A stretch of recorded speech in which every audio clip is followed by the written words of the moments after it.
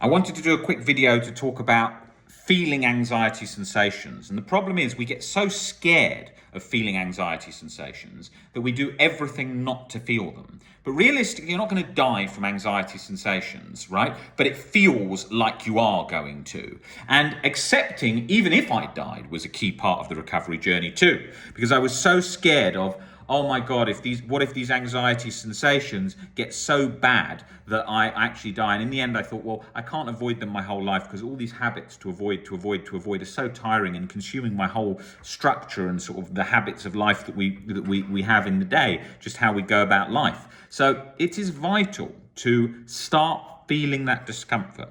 And that means whether you're having tons of panic attacks, that means whether you can't sleep, that means whether you're having problems with your stomach, whatever. Okay, and getting better at that frustration tolerance for those sensations is key for OCD recovery, because you never hear a great motivating recovery story from someone who spent their whole life avoiding or ruminating. But we have all been there. In the past, I had so many avoidance behaviors.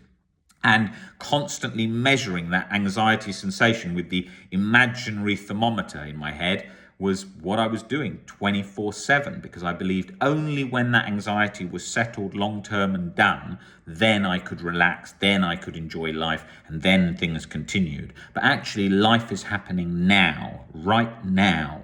And this doesn't matter whether you're 10 years old, whether you're 80 years old.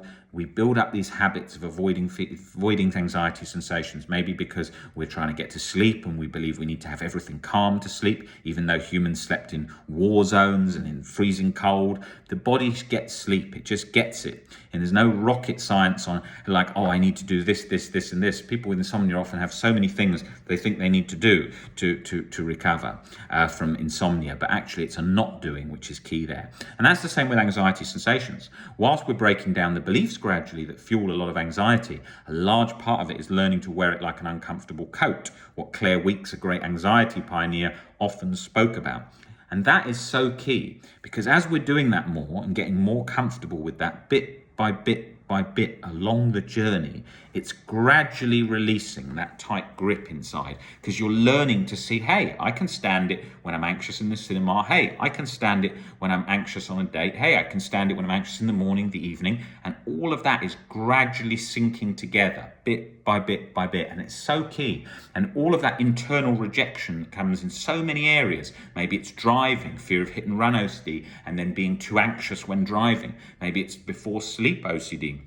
Anxiety relating to sleep, maybe it's that. Maybe it's anxiety on before a test, on a date, and you're just doing everything to get everything organized habitually before that event so that you don't have a panic attack at the date or at the exam. And those things are so key, because as we're breaking those down bit by bit, it's just loosening, like I was showing you, from being tight locked, and it does that quickly. You have a thought and a fear, boom, it locks, and it takes a while to gradually release. Then you get a new trigger, and then it goes at that. So we're just learning to ease that process there, because it's so automatic when you've been anxious for so long. And again, like Claire Weekes says, it takes time for the body to learn to be not anxious. It takes time for us to get comfortable not being anxious, because we think we need to be constantly on guard, which we don't. We don't need to be internally on guard. And like Alan Watts says, all the worrying in the world doesn't stop things from happening.